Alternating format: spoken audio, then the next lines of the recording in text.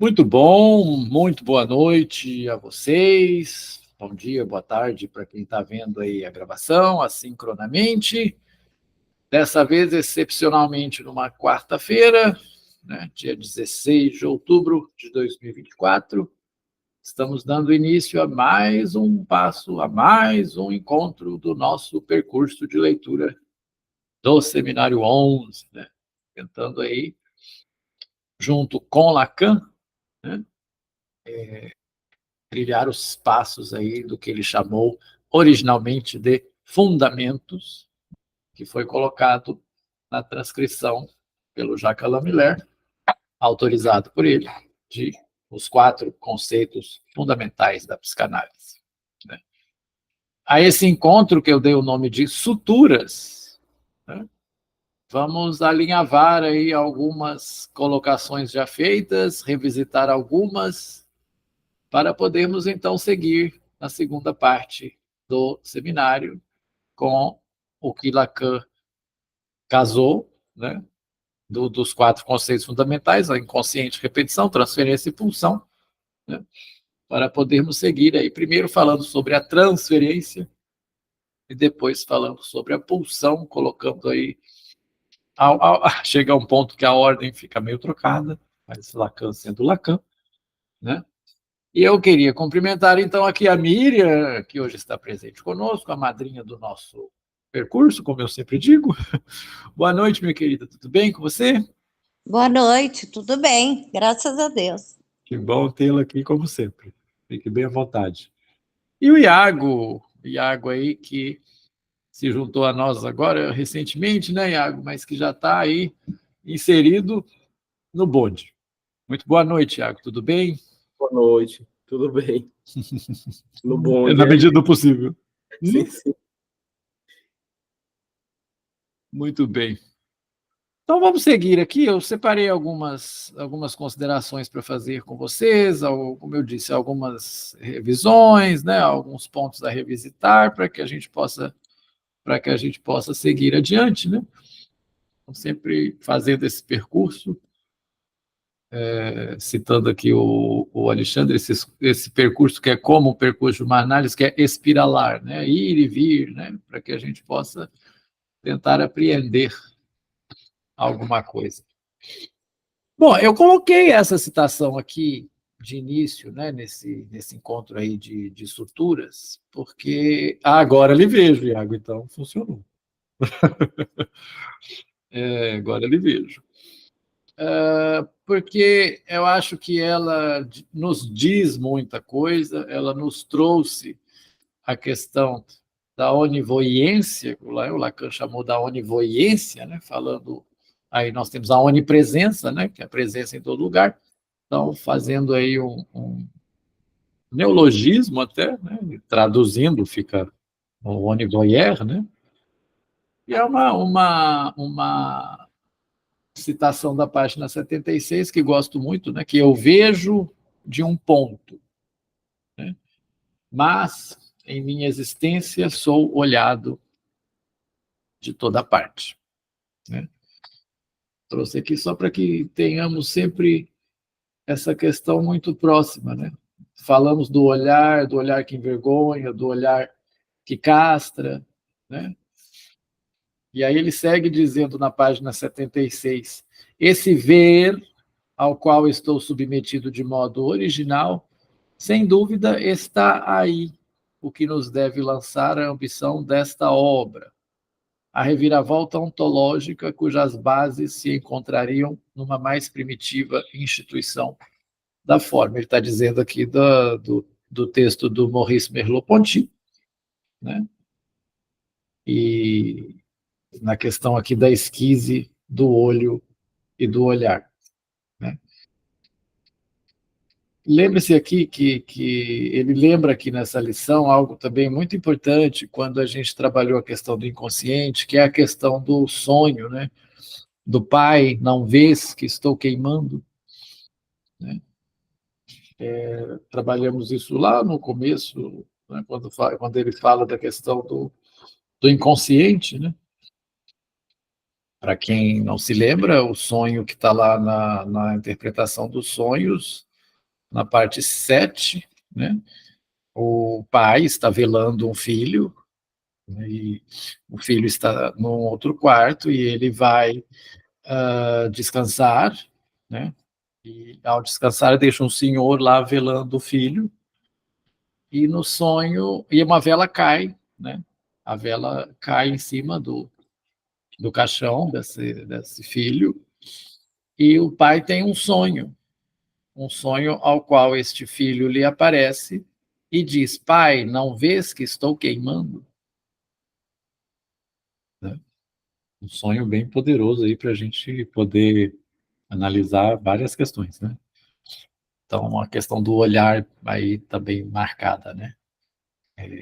E aí o que o Lacan trabalhou nessa questão, nessa lição da esquise do olho e do olhar. Então, eu só vejo de um ponto, mas em minha existência sou olhado de toda parte, estou sendo sempre olhado, estou sendo sempre observado, esse olhar que castra, né? Existe o delírio que vem do olhar, né? O delírio, estou sendo observado, né? Tudo está voltado para mim, né? Tem esse delírio de observação em alguns casos, alguns casos da psicose, né? E trouxemos essa questão para a nossa realidade, né? Eu estou sendo olhado de toda parte agora, principalmente, né? Com as redes sociais, com as câmeras, sorria, você está sendo filmado, que às vezes a gente fica até um pouco sem a privacidade, né? A gente quer fazer certas coisas e a gente fica até com receio, né? Como eu citei a música do Capital Inicial aqui, né? O que você faz quando ninguém te vê fazendo, né? Porque o comportamento da gente muda ao saber que estamos sendo vigiados, né? Que é a questão Foucaultiana do vigiar e punir, né? O vigiar e punir. Então, a lei que coloca o vigiar, né? A lei que coloca o grande outro, que é aquele que observa, né? A lei impõe isso, né? Para que você, isso filosoficamente falando, né? Para que você ministre comportamentos, né? Para que você castre de alguma forma, né? Então, é aquele pardal que está ali no trânsito, pardal, radar, cada região chama de um lugar, né? Ele está ali para te vigiar. Então, você, sabendo da presença dele, você muda certos comportamentos, né? Isso aí é a questão do panóptico, né? Aquela torre colocada no centro de uma prisão, onde você não vê quem te vigia, mas você sabe que está sendo vigiado, e somente por isso você muda comportamentos, age de maneira diferente, e isso impõe a lei, de certa forma, né? Muito bem. Alguém quer falar alguma coisa sobre isso? Sobre essa questão? Só um recorte aqui, que eu acho que é uma frase que chamou a atenção de outras pessoas também. Aproveito aqui para mandar um abraço para a Isabela, para a Silvia, né, que eu sei que assistem sempre às gravações. A Miriam hoje finalmente está aqui conosco. Uma outra coisa importante que é trabalhada nessas lições, né? Então, nós vimos a questão da pulsão, né? Dos tipos de pulsão, né? Então, em Freud, nós tínhamos a questão das pulsões orais e anais, né? A pulsão oral e a pulsão anal, né?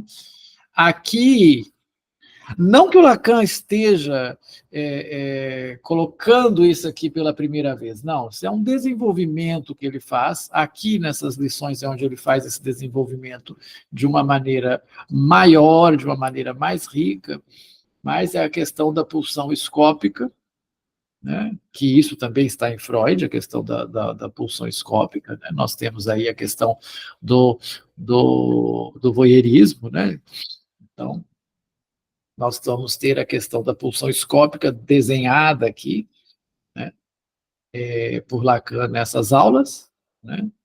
E nós vamos ter, não aqui, mas ele coloca isso no Seminário da Angústia, basicamente no Seminário da Angústia, que é a questão da pulsão invocante. Olá, Ana, seja muito bem-vinda. Satisfação tê-la aqui. Boa noite, Boa obrigada. noite. E aí nós vamos ter a questão da pulsão invocante, né, que é a voz. Então nós vamos ter oral, anal, escópica, invocante, trabalhamos isso só trazendo para vocês novamente. E quanto a isso, né, o que nós trabalhamos juntamente com Lacan, né, o que seria o objeto A? Né? O objeto A, o que traria aquela, o que seria aquele objeto da qual foi separado, da qual houve uma mutilação. Então, o sujeito, quando é separado desse objeto A, ele é mutilado, aí uma separação, a qual ele nunca mais vai se juntar, ele nunca mais vai ter a satisfação primária. É o das Ding de Freud. Então, nós podemos pensar, o Lacan coloca o objeto pequeno A como a sua grande invenção, mas se a gente for parar para pensar mesmo, né, e ele trabalha essa questão muito bem no Seminário da Ética, que é o Seminário 7, o que seria a questão do das Ding, né? A coisa primordial. Então, aquela satisfação que, uma vez obtida, ela nunca se repetirá. Então, e aí é o que nos move a buscar satisfações. Né? A pulsão se move aí em buscar satisfações. Né? Em sendo isso, partes do corpo são erogenizadas. Né? Na pulsão oral, nós temos que o objeto A, aí é o seio, né? O objeto pequeno A aí é o seio. A criança está tendo a sua mamada inicial, né? Ela está tendo aquela, ao mesmo tempo, é um ato de nutrição, mas também um ato de satisfação, né? Uma satisfação pulsional. Chega alguém, arranca aquele bebê dali, né? E aí há a separação. Né? E aí há a separação. Então, novamente, nós falamos, juntamente com Lacan, da questão da inveja, e foi dado o exemplo, né, do seio, né, do filho, né, do irmão que fica vendo o irmão mais novo ser amamentado e inveja aquilo. Na verdade, ele está invejando a satisfação, né? Foi o ponto final aí do nosso encontro. Né? Isso também pode se dar movimentos de ódio, aí pode nascer algum tipo de movimento, né, de sentimento de ódio, né, de sentimento de raiva, e outras, né, nessa questão da separação. Aí nós temos aí toda a questão edipiana, né? Podemos, em Lacan, nós vamos ter a questão do nome do pai, mas é aquele que castra, né? Aquele que faz essa separação e que impõe uma lei, né? Que impõe uma norma. Né? Então, nós temos o seio como esse objeto A, né? Como isso do qual fui separado, como isso do qual fui mutilado. Né? Na pulsão anal são as fezes, né? A criança brinca com as fezes, né? Como bem diz o Freud, né? Nós vamos ter as fezes aí como essa questão que é o separar, né? Algo se separa nesse sentido, né? No sentido de separação, vamos colocar que é assim: algo se separa desse ser, né? Então, o que sai da criança são as fezes. Então, isso se separa, isso sai dela, né? E aí nós vamos ter, por exemplo, o reter e soltar as fezes, trazendo aí uma questão prazerosa, né? Aí até a questão do ponto do obsessivo, por exemplo, e várias outras coisas, mas são as fezes que saem, são as fezes que se separam do corpo da criança, né? Na pulsão, na verdade, o escópica aqui tinha que estar por último, eu mudei a ordem, mas Na pulsão escópica, então, nessas aulas, o Lacan vai colocar o olhar, né, como a questão do objeto A. Então, vamos colocar o objeto A como o olhar, como bem vimos, né? Esse olhar que é algo que vigia, que é algo que me castra, e aí ele faz a separação, né? O olho como órgão e o olhar como tal, né? O olhar 43, né? O olhar, esse olhar que fala, né? O olhar, esse olhar que impõe uma lei, até o olhar da mãe para o filho, né? Então, quando a criança não tem esse olhar, ela se desespera, vamos colocar assim, né? Ela chora, ela quer atenção, ela quer aquele olhar direcionado para ela. Agora a mamãe não pode te dar atenção, né? Não olha para a criança entra aí num pânico,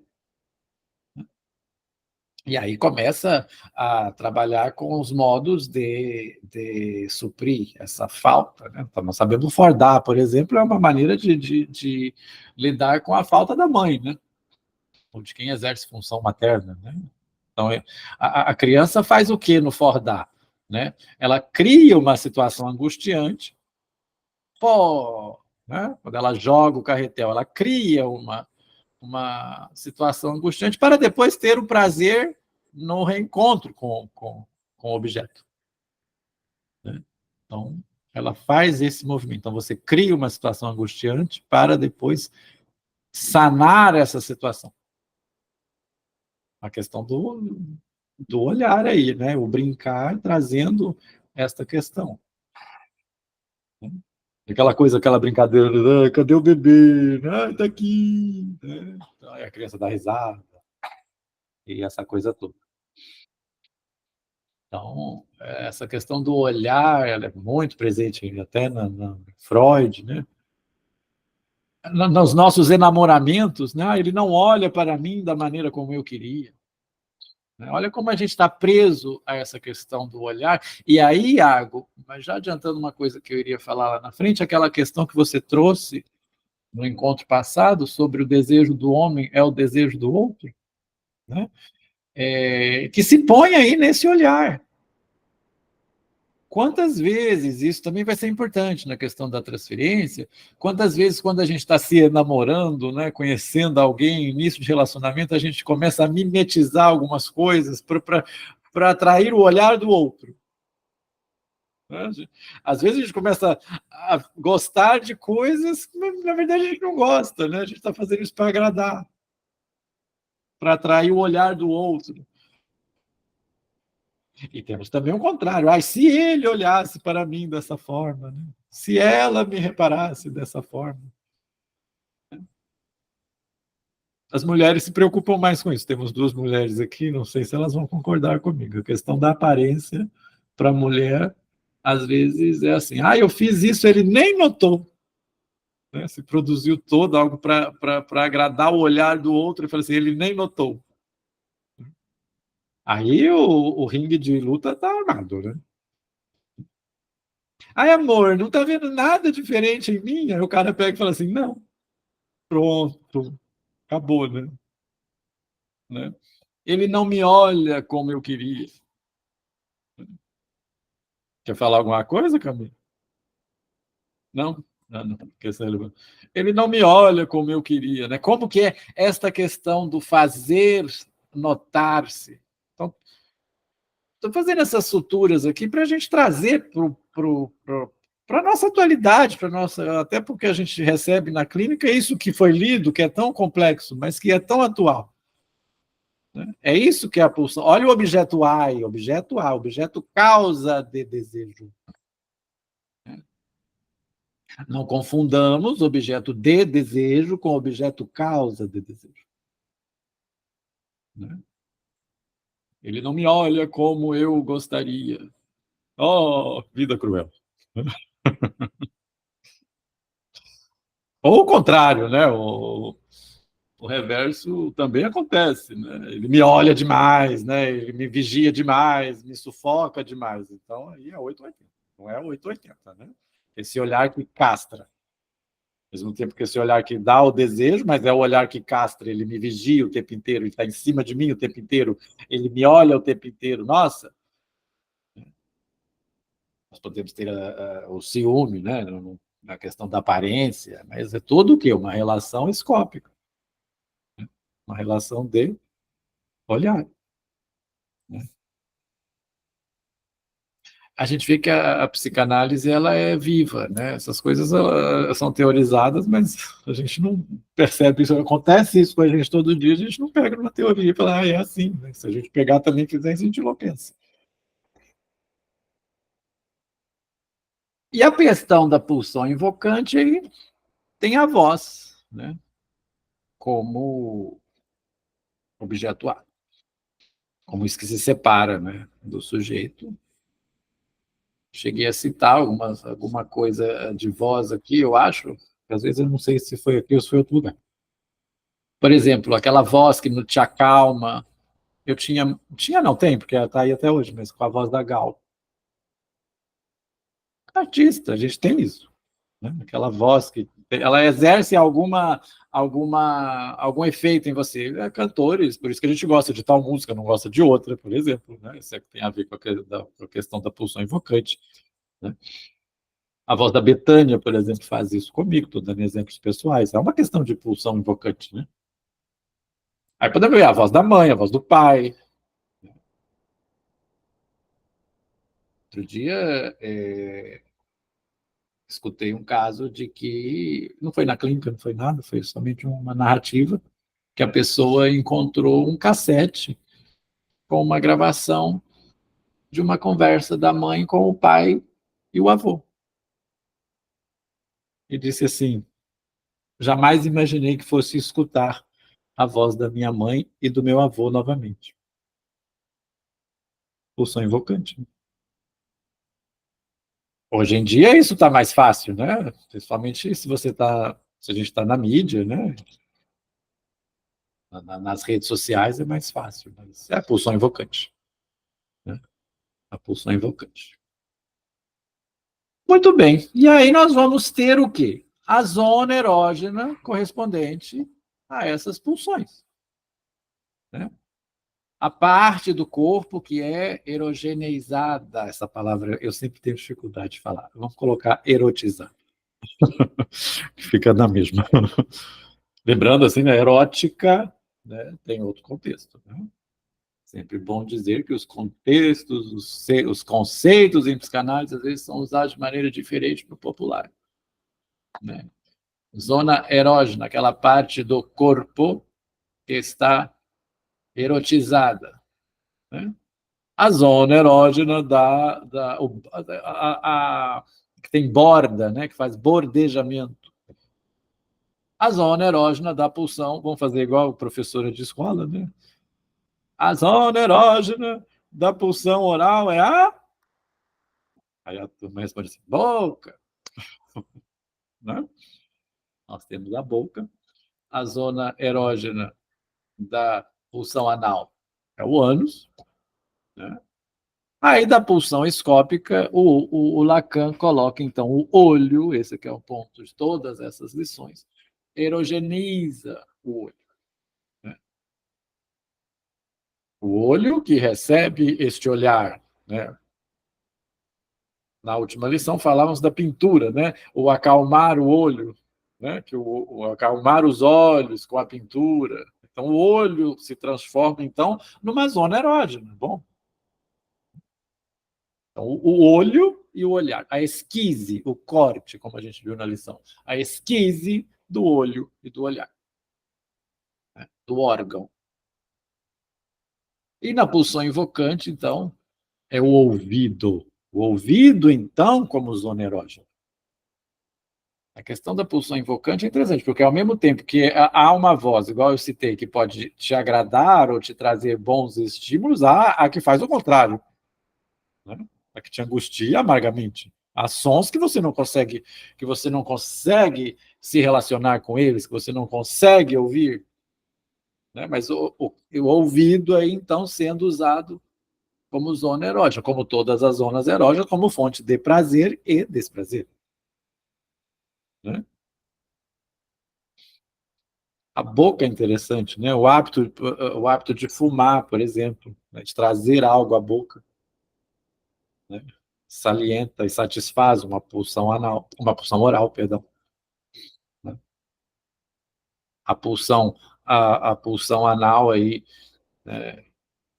Bom, eu posso citar assim, vários tipos de perversão, por exemplo, é a pulsão anal que está em jogo, né? As perversões, se vocês forem olhar, gente, as perversões classificadas pelo SAD, a gente fica maluco. Tem coisa ali que você não imagina que existe. E o olho também, né? O olho como isso que atrai, mas que também te causa desprazer, pensando aqui nas zonas erógenas. Já falamos sobre isso, só trazendo essa sutura aí para vocês. Eu acho que a Ana e o Iago não viram essa argumentação, viram? Chegou a ver na gravação? Depois tem uma do trauma também, que é interessante, né? Corte. Bom, que fica aí para a posteridade. No dia que eu faltar, vocês podem, né? A minha pulsão invocante vai estar por aí, em algum lugar. Nossa, meio narcisista isso, né? Mas tudo bem, vou levar para análise. Bom, trouxe aqui o Paul Cézanne novamente, né, que foi não é exatamente esse quadro que o Lacan cita, ele só cita as pinceladas de Cézanne, né, e trabalhamos a questão do gesto, né, pequeno gesto, né, do artista, do pincelar. Por que eu trouxe isso aqui? Eu não iria trabalhar com as questões que foram feitas ao Lacan aqui, mas me contive. Tem um ponto bem interessante aqui, que é a questão do gesto, né? Quando ele vai falar da questão do gesto. Vamos chegar lá daqui a pouco, né? Deixa eu só me situalizar aqui. Bom, e então, né, era aqui, Iago, né, que eu ia comentar o que eu já adiantei, né? E o Lacan transformou a sua colocação, que o desejo do homem é o desejo do outro, né? E trabalhamos isso, né? É o que o outro espera de mim. Exatamente isso que eu citei agora há pouco, né? No caso do enamoramento, né? Se eu me modifico, se eu mimetizo, né? O Lacan trabalhou muito com a questão da mimetização, então mimetizar é isso, né? Se eu me altero alguma coisa no meu comportamento é para agradar o outro, então o desejo do homem, o meu desejo acaba sendo o desejo do outro, né? Aí é o que vai, né?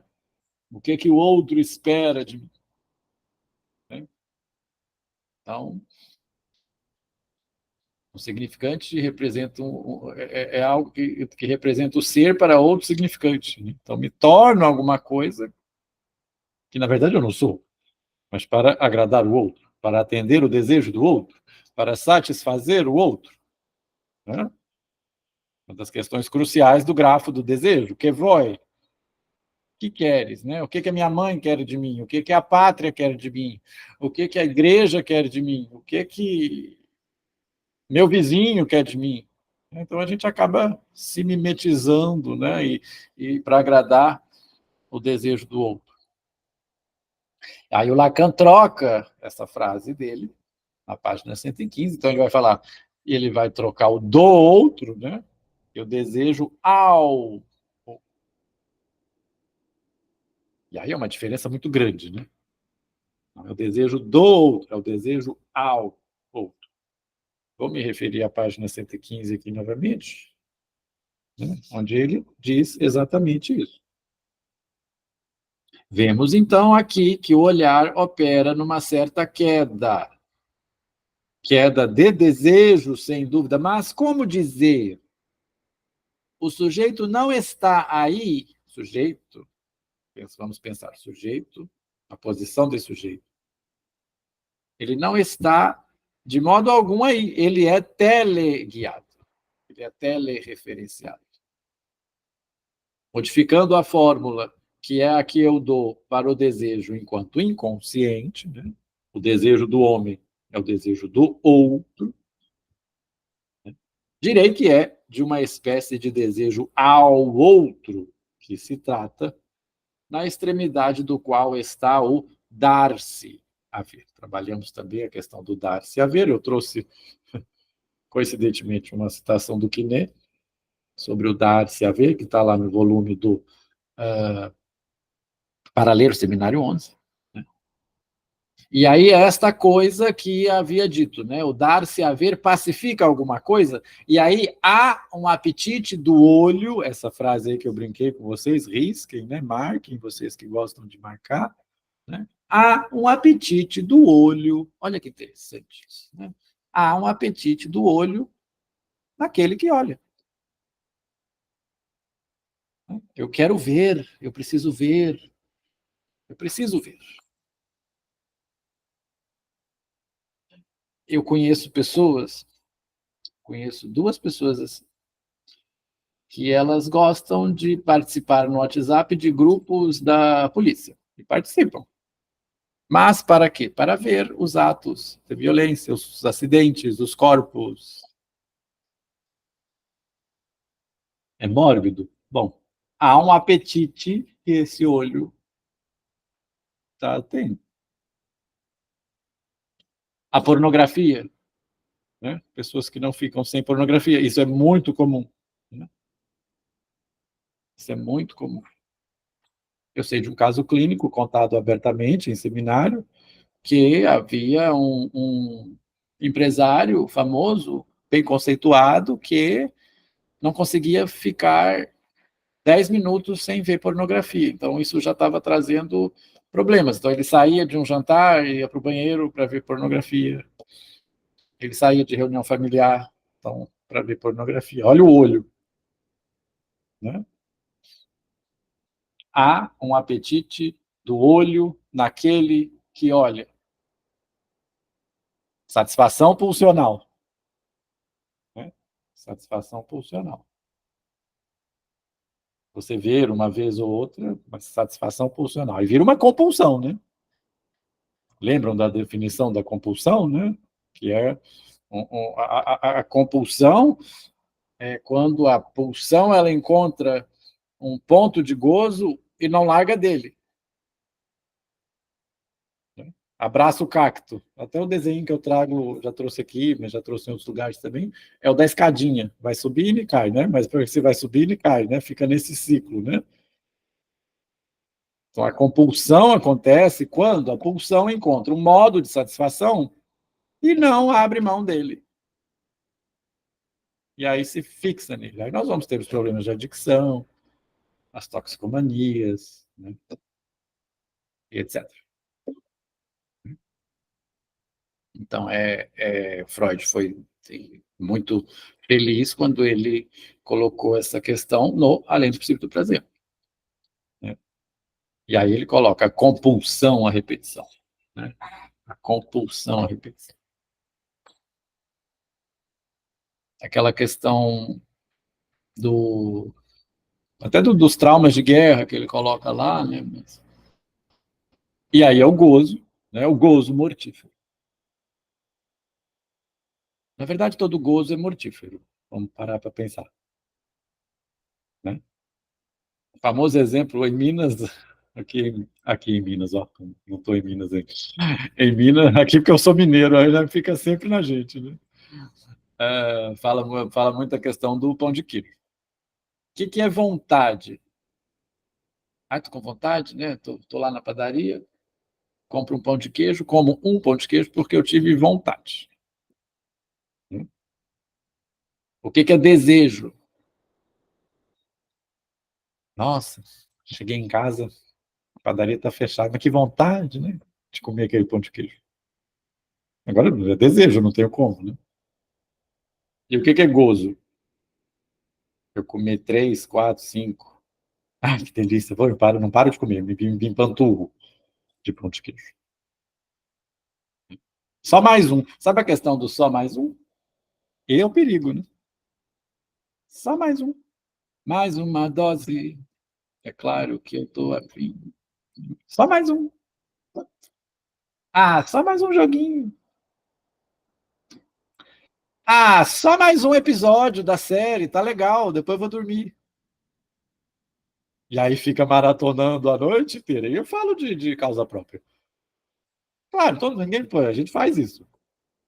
A gente faz isso. Ah, só mais um bolinho, né? Nos casos mais sérios, só mais uma carreira, né? Só mais uma tomada, nos casos mais sérios. Jogo, só mais uma partida. Não, perdi. Por isso que eu estava conversando sobre isso também outro dia com um amigo, a questão desse jogo do tigrinho, né? Jogo do. São as loterias que estão aí na internet. E aí ele pegou e apostou lá R$ 10, ganhou. Ganhou, tá, perdeu. Aí quando ele perdeu, foi tentar recuperar o ganho, né? É só mais um. Aí eu falei, é exatamente esse o movimento do vício em jogo. Né? E aí se perde tudo. E quantas pessoas, infelizmente, estão fazendo isso? Né? Motivadas aí até por alguns influencers de má fé. Né? Quem sabe trabalhar com essa questão e leva o outro a cair nela é um perverso. Não é? Porque ele trabalha com o desejo do outro, ele manipula o desejo do outro, com o gozo do outro, para obter aí ganhos para si, que é o que está acontecendo aí com essas. Como chama isso? Eu esqueci agora. Eu ia chamar jogo do tigrinho, né? Mas tem um nome esse jogo de cassino que fica as três figurinhas iguais. Jackpot. Acho que é jackpot. Não me lembro. Mas, enfim, a questão da compulsão aí, peguei nesse negócio do olho, né? Há um apetite do olho naquele que olha. Né?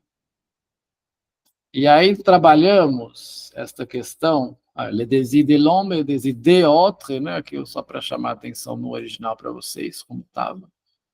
Que aqui não dá para ver muita diferença, estava tudo em itálico, ele fala ao outro, né? Muito bem. O dar-se a ver, né? O donner-voir, não vou fazer ler a citação do Quiné aqui de novo, não, mas é aquilo que o dar a ver, é o que me é dado a ver, né? O que me é mostrado. Lembram-se disso? Né? Na citação falava do que me é mostrado, né? O que a mãe mostra para o filho, o que a mãe direciona o olhar do filho para algo que pode ou que não pode, que deve ou que não deve, né? Esse é o ponto do don avoir, né? Do dar a ver. E a questão aqui, muito interessante, né? Que daria uma boa discussão, né? Do mal olhado, né? Do mal olhado. Aí eu trouxe para vocês esta questão. Está ali no parágrafo seguindo aqui, que está traduzido aí como má sorte. Né? Ele está falando da questão do mal olhado. Né? Os poderes que lhe são atribuídos de fazer secar o leite do animal sobre o qual ele cai, crença tão disseminada em nosso tempo quanto em qualquer outro, e nos países mais civilizados, de tratar a doença, a má sorte, o azar, a má sorte, la malencontre. Isso aí, então, ele vai tirar esse termo, eu trouxe aí para vocês, porque ele vai utilizar mais na frente, que é também aristotélico, da dustutia, pegando italiano, não? Que é uma questão da adversidade, a questão do azar. Né?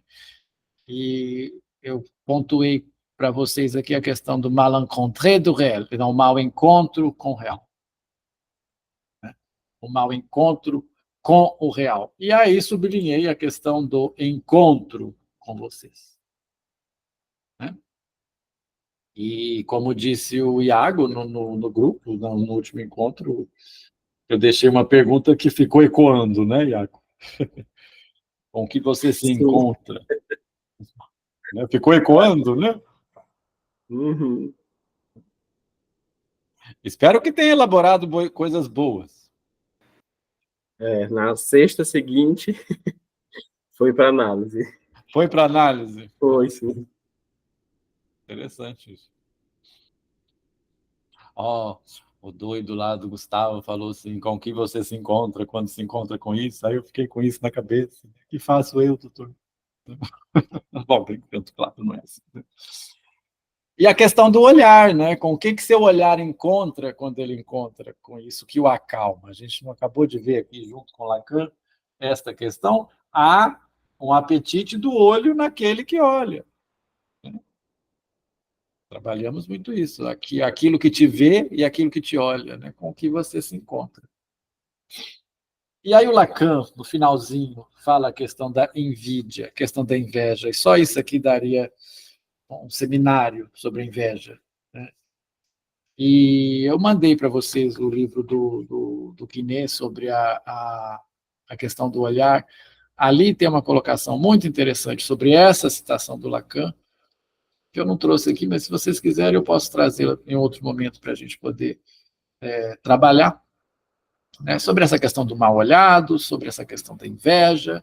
Ele joga a inveja no discurso, né, na forma do discurso, né, discurso do mestre, S1A, vocês conhecem os 4 discursos? Discurso do mestre, discurso da histérica, discurso do analista, Não. Não, me fugiu. Discurso da histérica, discurso da histérica, discurso do mestre, discurso do analista. Universitário? Universitário, isso. Me faltou universitário, que pode ser justamente o que eu estou fazendo aqui, espero que não. Nem, né, o discurso do mestre. Não. Bom, aí traz essas questões lá. Aí vamos ver, vamos rever, porque eu acho essa passagem de uma riqueza muito grande, essa questão da invídia, né? Essa questão da... cadê minha seta? A seta está rodando aqui, mas eu não estou vendo. Essa questão da inveja. Né? Aqui eu repeti, tá. Eu achei que eu ia pegar essa tela do encontro aqui, então vamos pegar o da inveja, depois eu volto lá então. Vejam, invídia vem de videre.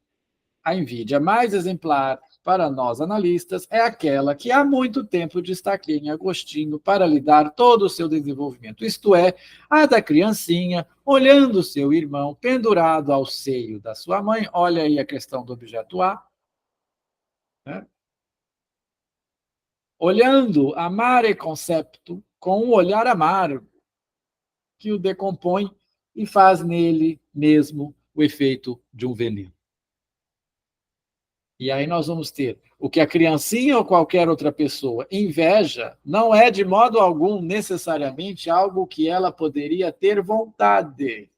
Terminamos aí nosso encontro mais ou menos nesse ponto, e eu acho muito interessante repetir. Então não é o que a pessoa tem vontade que ela inveja. E aí vamos para o outro parágrafo. A questão da satisfação. Olha a questão do objeto A aqui presente, né? Foi nesse ponto aqui, lendo esse trecho, que me veio a ideia de passar por todas aquelas questões do objeto A, e o olho, então, como o olhar como objeto A.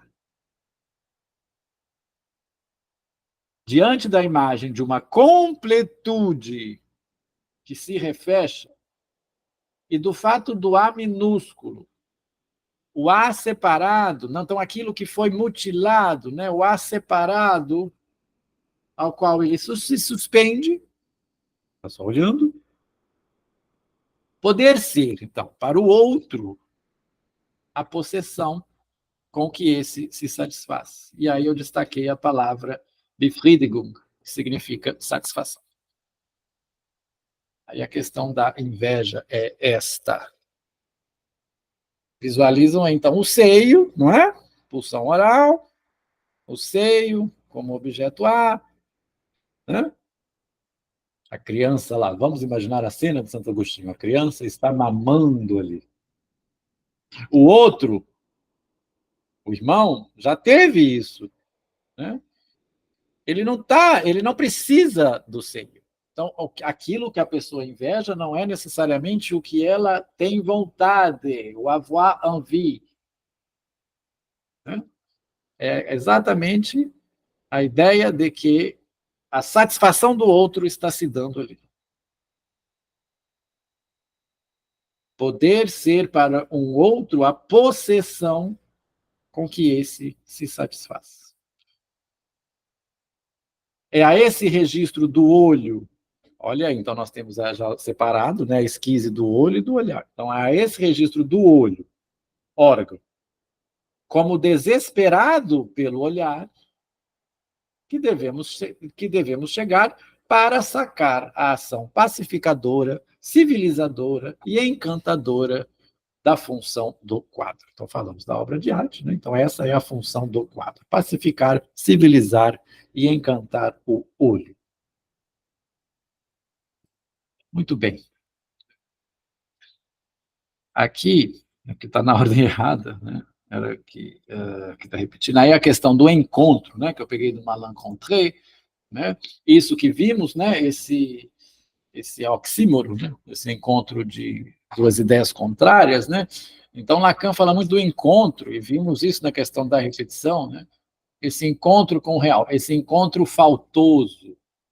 Isso é muito interessante. Ele vai falar que é sempre o encontro da ordem de um encontro faltoso, né? Um encontro não planificado. Aí também há uma ideia contrária aí, né? Isso que é o inesperado. A gente trabalhou isso na questão da Tiquet, né? Do encontro não planificado, com o que você se encontra quando se encontra com isso, com o que te traz essa angústia, né? O encontro com o real que é, na maioria das vezes, desagradável, o encontro com o real que é aterrorizante, né? Por isso nós temos o quê? O simbólico, o imaginário, né? Nós temos que tecer muito bem, o real vem fazer furo nisso aí. O Lacan, no Seminário 10, ele faz uma analogia muito interessante para explicar de onde vem a raiva, né? Essa questão do bebê, né, que eu citei, do bebê amamentando, né, quando ele é arrancado do seio da mãe, ele pode ter aí uma relação de ódio, né, com esta pessoa que o tirou dessa satisfação. Essa relação de ódio, se não for elaborada, na fase adulta é problemática, né? Mas a raiva, por que sentimos raiva? Um dos motivos para o qual sentimos raiva é quando nós temos toda uma teia tecida entre o real, entre o simbólico e o imaginário, né? E aí vem o real e faz um corte nisso aí, faz um furo nisso aí. Então rasga isso aí. A analogia que é interessante, o Lacan fala que é quando os pontinhos não entram nos buraquinhos. Imagina aquele jogo, não tem um jogo da infantil que a criança tem que encaixar as formas? Né? O triângulo no triângulo, o quadrado no quadrado, o retângulo no retângulo. Quando não encaixa, quando os pontinhos não entram nos buraquinhos, aí sentimos raiva. Por quê? Porque vem o real e destece tudo aquilo que fizemos.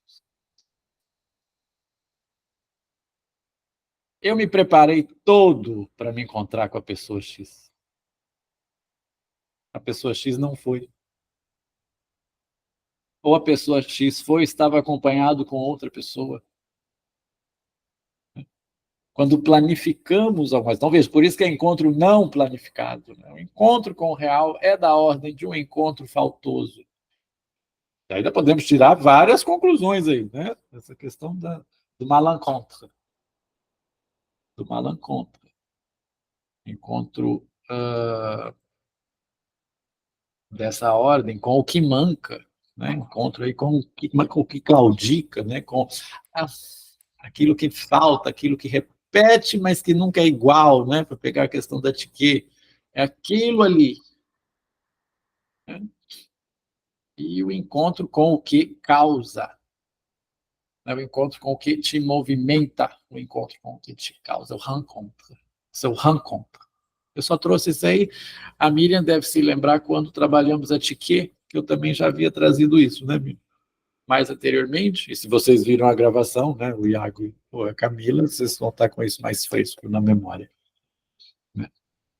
São pontos interessantes para termos sempre em mente. E a pergunta que está aí, né, que é a pergunta que devemos ter em mente, é uma pergunta guia, logicamente, não vamos chegar assim para o analisando em qualquer momento e perguntar com que você se encontra. Não. Lógico, tem um manejo aí. Né? Com o que você se encontra? Com o que você se encontra que é dessa ordem do não planificado? Né?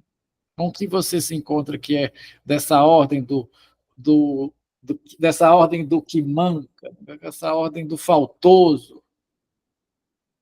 Quando os preguinhos não entram nos buraquinhos. Quando os preguinhos não entram nos buraquinhos, há um encontro faltoso. Não encaixa. Quando algo não encaixa, a primeira reação pode ser a raiva, a cólera, a frustração. Claro que, às vezes, os preguinhos precisam não entrar nos buraquinhos, né? Claro que isso, às vezes, é necessário, né? Já pensou se sempre... Principalmente com a questão do desejo, né? Me veio isso à mente agora. Com a questão do desejo, né? Se você dá tudo que a pessoa deseja, uma criança, por exemplo, ela fica uma criança mimada, né? Então, às vezes tem que ter a falta. Então, se os preguinhos sempre entram nos buraquinhos, não tem a falta, e a falta é constitutiva. A falta é constitutiva. Esse encontro com o real, esse encontro com o real que assusta, com o real que é feio. Você estava falando de arte, né? A arte é uma forma de mascarar o real, né? Por mais que alguns Então, pensem que é... Oi. isso me trouxe também, assim, me veio assim, na cabeça a ideia de que, nesse exemplo que tu falou aí, de alguma maneira nos remete a uma coisa sem sentido. Porque se a gente sempre pensa que sempre vai ter alguma coisa que vai se encaixar direitinho, como se tem um sentido, se fosse tudo certinho. É no momento que não encaixa, que, sei lá, vem um objeto que tem uma forma diferente, né, desses pontinhos com esse buraquinho, é como se dissesse assim, olha, nem tudo precisa se encaixar assim, não. Nem Sim, nada foi feito exatamente para se encaixar tudo no sentido bonitinho. E aí eu acho que isso é bem perturbador. isso aí é o terror do obsessivo. Isso aí é o terror do obsessivo. Uma história do Homem dos Ratos, né? Espero que todo mundo... Vocês leram O Homem dos Ratos? Né? Então, ele planificava tudo, né? Se saísse algo... Aquele esquema que ele faz para poder pagar o óculos, né? Que tinha que pagar o tenente A, aí tem que pagar a moça do correio, e aquele esquema todo, por quê? Para que tudo tem que sair, se sair algo daquela ordem ali, ele enlouquece. Né? Isso é muito obsessivo, né? Sair do plano. Né? Sair do plano. Um caso clínico do Dr. Alexandre Simões, que ele conta várias vezes, vou repetir aqui para vocês, que era a família ia viajar de carro, né? E a filha achava isso um pesadelo. Por quê? O pai planificava toda a viagem. As paradas, né? Os pontos de parada, tudo, gente. Então, por exemplo, se você tá lá na estrada, aí o famoso quero ir no banheiro, né? Não, essa parada agora é para comer. A parada de banheiro é daqui a não sei quantos quilômetros. E não saía daquela planificação. Os pontos. No caso aí, o que vocês acham? Os preguinhos entravam nos buraquinhos, deveriam entrar nos buraquinhos, né? Mas nem sempre, né? Então, imagina que viagem deveria ser essa, né? Imagina que viagem que deveria ser essa. Precisamos nos encontrar com o real. por mais que não queiramos. A gente sempre quer que os preguinhos entrem nos buraquinhos. Mas vocês já ouviram falar que às vezes o melhor da festa é esperar por ela? Às vezes você também planifica uma coisa, quando a coisa acontece, você fica assim, né? Né? É isso? Besteira. Muito bem. Espero que as suturas estejam sendo bem feitas, né? Muito bom. Aqui a citação, né, que eu já li a respeito da inveja, eu coloquei aí só para a gente ter um gancho, né? A questão da satisfação, né? O fato de o A minúsculo, o A separado, poder ser para um outro, né? O ar, vejam como está colocado aqui, o ar separado ao qual ele se suspende, poder ser para um outro a possessão com que este se satisfaz. A befriedigung. Befriedigung. Alguns termos em alemão a gente pode ir aprender. Befriedigung é satisfação. O que toda pulsão busca? A satisfação, a Befriedigung. A pulsão é igual a dona Hermínia. Ela quer satisfazer a todo custo. Se não me satisfizer, eu dou na tua cara. Né? Marcelina, se não fizer o que eu quero, a pulsão é assim.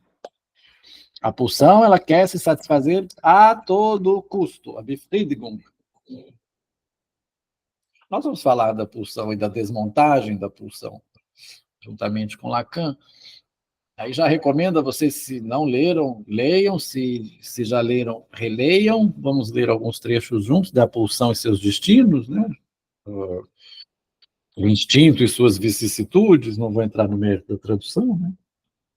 Que aí nós sabemos os 4 destinos da pulsão, né? Vamos ver se estão sabendo. Os 4 destinos da pulsão.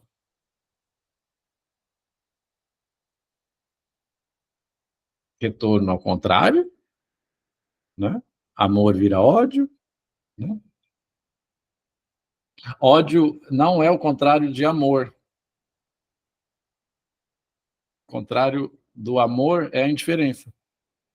Quando você está indiferente, você não deposita fluxo libidinal, né? Você não despende energia libidinal, né? Se você ama alguém e aí esse amor se transforma em ódio, o Lacan chama de amódio, isso, né? Você ainda despende, né? Você ainda tem sentimento. Então, o contrário do amor não é o ódio. O contrário do amor é a indiferença. E a diferença dói. Né? A diferença dói. Né? O retorno à própria pessoa, né? Essa é outro destino da pulsão. O retorno à própria pessoa. Toda vez que eu vejo aquela pessoa, eu tenho uma dor de cabeça. Energia ruim, energia negativa. A pulsão retornando. O principal destino da pulsão na neurose, qual que é? Recalque, é? O recalque, né? Aquilo que você reprime, aquilo que você recalca, aquilo que você esconde nas profundezas do inconsciente, né?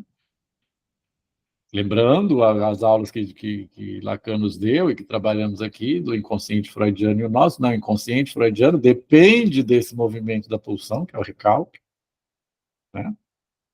Tanto é que nos próprios textos metapsicológicos, quando ele trata desse assunto, ele fala, isso é tão importante que vou escrever um outro texto, e escreve o texto do recalque, né?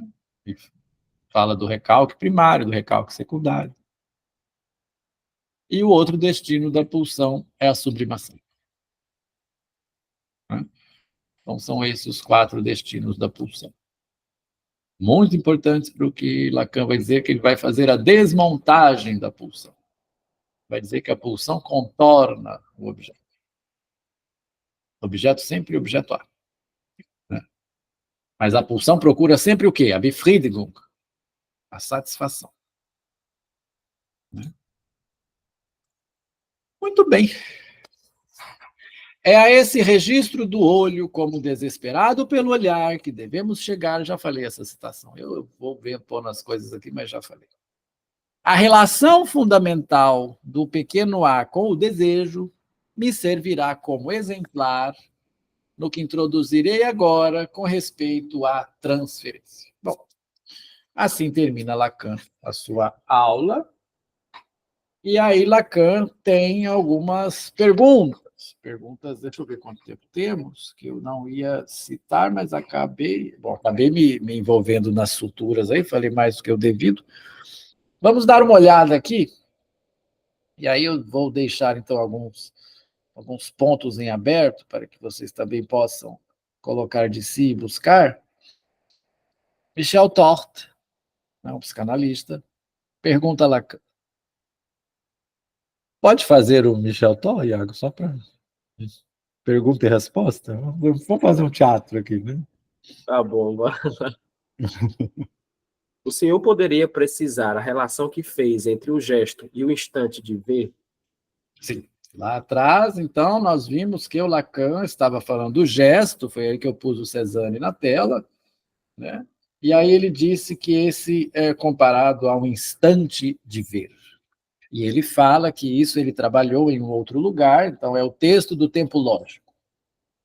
Né? O tempo de ver, né? O tempo de compreender e o tempo de concluir. Infelizmente, eu queria falar um pouco sobre o apólogo, mas não vai dar tempo. Falando em tempo, né? Aí que vem o tempo lógico. Vamos ver o que nos diz Lacan. Lacan responde. Primeiro, ele já começa com uma pergunta que é bem interessante. O que é um gesto? Né? Um gesto de ameaça, por exemplo. Não é um golpe que se interrompe. É pura e simplesmente algo que é feito para se conter e se suspender. Não, um gesto de ameaça não é um golpe que se interrompe. É um gesto de ameaça. Eu talvez o leve até o fim. Tá, eu faço assim, para te bater. Eu posso levar ao fim. Pum! Mas, enquanto gesto de ameaça, ele se inscreve em retrocesso. Essa temporalidade muito particular, que defini como termo parada, e que cria para trás de si mesma sua significação, é ela que faz a distinção do gesto e do ato. Gesto e ato. Eu vou fazer um gesto ameaçador, eu vou te bater. Filho, eu vou te bater. Então a criança já sai correndo. Entre o gesto e o ato de bater, há uma diferença. O gesto do analista e o ato analítico. Depois eu posso contar um caso para vocês. Jorge Forbes tem um texto muito interessante, um livrinho pequenininho, famoso, que chama Da Palavra ao Gesto do Analista. Eu recomendo a leitura. Bom, o que é muito notável, se vocês assistiram à última ópera de Pequim, estamos falando de arte novamente, é a maneira como nela eles lutam. Lutam como se lutou de todo sempre, bem mais com gestos do que com golpes. Certamente, o próprio espetáculo se acomoda por uma absoluta predominância de gestos. Nesses balés, não se colide jamais. Desliza-se por espaços diferentes onde se expandem séries de gestos que têm, no entanto, no combate tradicional, seu valor de armas. Vejam, gesto como valor de armas. No sentido de que, no limite, podem bastar como instrumento de intimidação.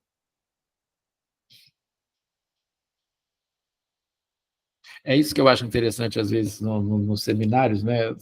Uma resposta, a gente pode trabalhar tanta coisa, né? E ver tanta coisa. Veja, o gesto como instrumento de intimidação. Todo mundo sabe que os primitivos vão a combate com máscaras careteantes, horríveis, e com gestos terrificantes. Não pense que isso acabou. Ensina-se aos marinheiros americanos, para responderem aos japoneses, a fazer tantas caretas quanto eles. Nossas armas atuais, podemos também considerá-las como gestos. Queiram os céus que elas se possam manter nesse estatuto. A autenticidade do que vem à luz na pintura é minorada em nós, seres humanos, pelo fato de que nessas nossas cores, perdão, vou começar de novo. A autenticidade do que vem à luz na pintura é minorada em nós, seres humanos, pelo fato de que nossas cores temos mesmo que ir procurá-las onde elas estão. Quer dizer, na merda. Se fiz alusão aos pássaros que poderiam se deplumar, é porque nós não temos essas penas. O Criador não participará jamais em nada além da criação de um pequeno depósito sujo, de uma sucessão de pequenos depósitos sujos justapostos. É por essa dimensão que estamos na criação escópica. O gesto enquanto movimento dado a ver. Repito, o gesto enquanto movimento dado a ver. O gesto ameaçador, então, o gesto como um movimento dado a ver. É isso que eu deixo você ver. A minha intenção real eu não te mostro. Pode ser que eu te bata. Mas, ó, já. O gesto enquanto movimento dado a ver. Isso satisfaz essa explicação? É mesmo esta a questão que me colocou? Pode ir, vai, Monsieur Letort. Não, eu queria que o senhor precisasse o que disse sobre essa temporalidade, a qual já fez alusão uma vez, e que supõe, me parece, referências que o senhor colocou em outro lugar sobre o tempo lógico. Então aqui, ó, vamos fazer a referência. Se eu passar uns 10 minutinhos, vocês vão ficar bravos comigo? Mas é importante falar isso. Vamos às referências. Vamos aos escritos de Lacan. Alguém estava procurando os escritos hoje no grupo, infelizmente eu não tenho o PDF, só tenho essa Bíblia, no sentido de que é grande, tá? Não é blasfêmia isso. Vamos nos referir ao texto do tempo lógico que está nos escritos, página 197.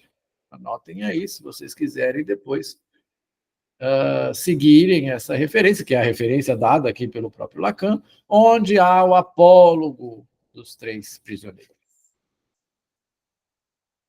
Me permitam falar a vocês o que se trata o apólogo dos 3 prisioneiros, o sofisma. Rapidamente. O diretor do presídio faz comparecerem 3 detentos escolhidos e lhes comunica o seguinte: por razões que não lhes tenho de relatar agora, devo libertar um de vocês. Para decidir qual, entrego à sorte a prova. Para decidir qual, entrego à sorte a uma prova pela qual terão de passar, se estiverem de acordo. Eu agarrei essa aí. Então, nós temos 3 detentos. E o diretor vai soltar um, mas eles têm que fazer uma prova. Vamos ver qual é. Vocês são 3 aqui presentes. Aqui estão 5 discos que só diferem por sua cor. 5 círculos que só diferem por sua cor. 3 são brancos e 2 são pretos. Sem dar a conhecer qual deles terei escolhido, prenderei em cada um de vocês um desses discos nas costas Isto é, fora do alcance direto do olhar. Qualquer possibilidade indireta de atingi-lo pela visão, estando igualmente excluída pela ausência aqui de qualquer meio de se mirar. Então, eles estão com esses 3 discos, com os discos colados nas costas, sem saber quem tem qual. Né? Ok? A partir daí, estarão à vontade para examinar seus companheiros e os discos de que cada um deles se mostrará portador, sem que lhe seja permitido, naturalmente, comunicar uns aos outros o resultado da inspeção. Eu sei qual disco que o Iago pode ter, que a Miriam pode ter, mas não sei o meu. Né? O que, aliás, o simples interesse de vocês os impediria de fazer. Pois o primeiro que puder deduzir sua própria cor é quem deverá se beneficiar da medida liberatória a que dispomos. Será preciso ainda que sua conclusão seja fundamentada em motivos de lógica e não apenas de probabilidade. Para esse fim, fica convencionado que, tão logo um de vocês esteja pronto a formulá-la, ele transporá essa porta, a fim de que, chamado à parte, será julgado por sua resposta. É complexo, não vou negar. É complexo, né? Aqui depois vem a solução perfeita, né? Então, eu acho que esse texto aí, tem algum livro do Quinet que ele traz esse exemplo? Sim, sim. Esse apólogo é famoso. Exatamente daí que vem o tempo lógico. Ah, eu já vi o livro. Aí a solução perfeita. Depois de se haverem considerado entre si por um certo tempo, os 3 sujeitos dão juntos alguns passos que os levam simultaneamente a cruzar a porta. Em separado, cada um fornece, então, uma resposta semelhante que se exprime assim. Sou branco e eis como sei disso. Dado que meus companheiros eram brancos, achei que, se eu fosse preto, cada um deles poderia ter inferido o seguinte: se eu também fosse preto, o outro, devendo reconhecer imediatamente que era branco, teria saído na mesma hora. Logo, não sou preto. Sofismas, né? E os 2 teriam saído juntos, convencidos de ser branco, mas não saíram porque não tem como. Se não estavam fazendo nada, é que eu era branco como eles. Ao que saí porta fora para dar a conhecer minha conclusão. Foi assim que todos 3 saíram simultaneamente, seguros das mesmas razões de concluir. Mas vamos imaginar, então, essa situação. Você está lá, né, os 3 prisioneiros, tentando ver o que, descobrir qual que é, e aí vão fazendo os movimentos, né? Chegam à conclusão, eu sou isso, logo aquilo, então não sou isso. Então sou isso, logo aquilo, então é isso. E daí o Lacan trabalha a questão do tempo de ver. Então vamos ver o que temos, vamos ver a cena que temos, não é? Vamos ver o que temos aqui, quem pode ser branco, quem pode, o que eu posso ter aqui nas costas, né? Tempo de compreender, né? De racionalizar, aqui no caso, né? E o concluir é o agir, né? Então, já tomei minha conclusão, vou para a porta. Esse é o tempo de concluir. É sobre isso que ele está referindo aqui na questão do tempo lógico. O Lacan responde o seguinte: leiam depois o texto do tempo lógico, essencial, não, como sempre não é um texto fácil, mas é bem interessante. Olhe, aí eu respondo como o Dr. Lacan, eu marquei aí a sutura, a pseudo-identificação que há entre o que chamei tempo de parada terminal do gesto, né? E o que? Numa outra dialética, que é essa dialética do tempo lógico, que chamei da precipitação identificatória. Né? Concluo, eu sou isso, então ele é aquilo, logo isso, que é essa resposta que o prisioneiro deu. A precipitação identificatória. Ponho como primeiro tempo, isso é, o instante de ver. Isso se superpõe, mas não é certamente idêntico, pois olha, um é inicial e o outro é terminal. Tempo de ver, né? E o tempo de concluir. Digamos outra coisa sobre a qual não pude formular por falta de tempo as indicações necessárias. Esse tempo do olhar terminal que completa um gesto, eu o ponho estreitamente em relação com o que digo em seguida do mal olhado. O olhar em si não apenas termina o movimento, mas cristaliza. Olha que interessante isso também, né? O olhar em si não apenas termina o movimento, mas o cristaliza. Olhem essas danças de que lhes falava. Elas são sempre pontuadas por uma série de tempos de paradas em que os atores param numa atitude bloqueada. O que é essa estancada? Esse tempo de parada do movimento? Não é nada mais que o efeito fascinatório no que se trata de despojar o mal olhado do seu olhar para conjurá-lo. Despojar o mal olhado do seu olhar para conjurá-lo. O mal olhado é o fascínio. Essa palavra é interessante, fascínio. É o que tem por efeito parar o movimento e literalmente manter a vida. No momento em que o sujeito para, suspendendo o seu gesto, olha aí, no momento em que o sujeito para, suspendendo o seu gesto, ele é mortificado. A função antivida, antimovimento desse ponto terminal é o fascínio. E é precisamente uma das dimensões em que se exerce diretamente a potência do olhar. Me veio uma frase à cabeça agora que também pode ficar reverberando aí e discutirmos depois. Onde há fascínio, há servidão. Não? Daquilo que encanta, nós estamos falando do olhar, né? Daquilo que te encanta, aquilo que te captura, né? Há uma servidão. Então, vamos lá. Um instante de ver. Um instante de ver. Então, nós temos o instante de ver, o tempo de ver, o tempo de compreender e o tempo de concluir.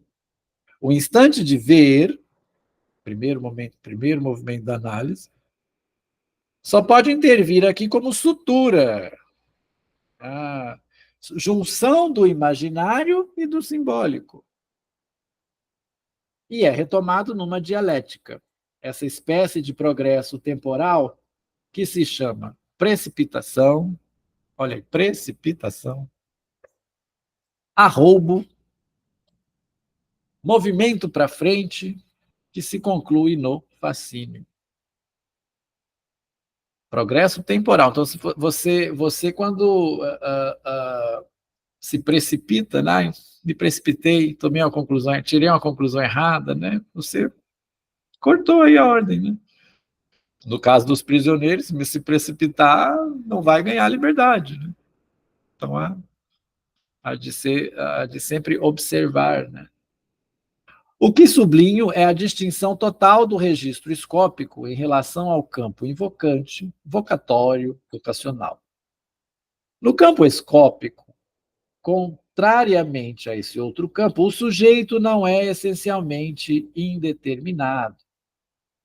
O sujeito é, falando propriamente, determinado pela separação mesma que determina o corte do A. Quer dizer, aquilo que o olhar introduz de fascinatório. Vou ler novamente. O sujeito é, falando propriamente, determinado pela separação mesma que determina o corte do A, ou seja, aquilo que o olhar introduz de fascinatório. Será que você está um pouco satisfeito? Completamente? Quase. Ele ainda tem umas respostas meio irônicas, né?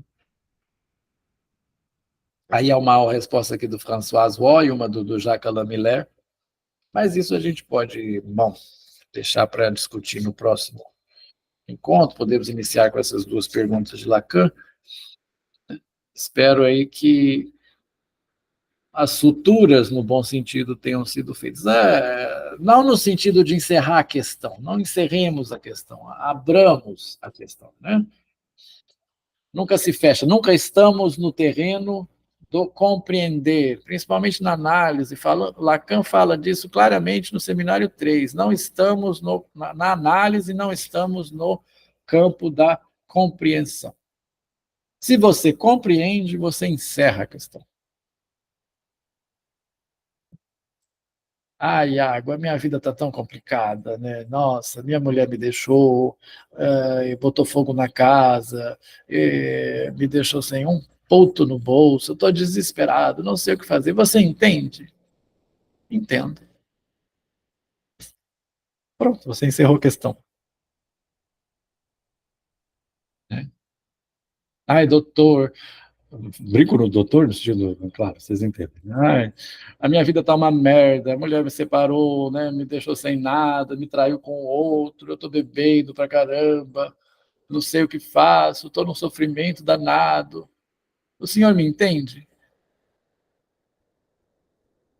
Fala mais sobre isso, por favor. Nunca deve dizer entendo. Né? Uma frase, agora eu me empolguei aqui, vocês me desculpem. Há uma frase que vai começar o próximo capítulo, que eu acho interessante, que eu acho que aí coloca muito a questão do que é análise. Né? Ele vai dizer que, eu vou citar literalmente para não correr o risco, vai na página 123, eu achei que fosse chegar nela hoje, mas... A arte de escutar equivale quase a de bem dizer. A arte de escutar equivale quase a de bem dizer. Existem cursos de oratória, não existem? Ensinam a falar. Deveriam ter cursos de escutatória. E a análise, gente, é o único lugar onde o sujeito vai, onde ele não deve, não precisa esperar por um eu também. Iago, estou com uma dor de cabeça, isso no social, né? Estou com uma dor de cabeça danada. Eu também. Não, na análise eu estou mais interessado em saber, estou com uma dor de cabeça, fale mais sobre a sua dor de cabeça.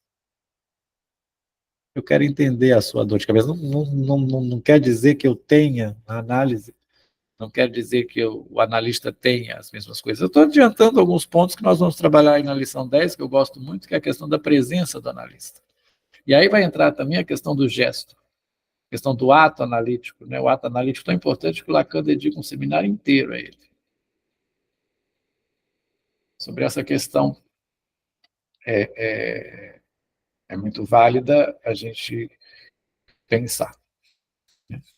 E a questão do fascínio que o Lacan coloca aí também é bem interessante. Fiz um leve devagar aqui agora, mas fique aí como alimento para o nosso próximo encontro. Né? Muito obrigado por estarem aqui. Agradeço a resposta à convocação para sermos num outro dia. E nos vemos agora, sem ser semana que vem, na outra, né? Creio. Muito bem. Obrigado, Iago. Muito boa noite. Valeu, Gustavo. Miriam, querida, muito obrigado por estar aqui Boa conosco noite. hoje. Tudo de bom para vocês. Espero que reverberem aí. Qualquer coisa, eu estou à disposição. Tá bom? Se tiverem tempo, deem uma olhada no texto do Tempo Lógico e no material do Quiné. Procurem lá no índice, é fácil de achar. A questão da inveja, está num dos últimos capítulos.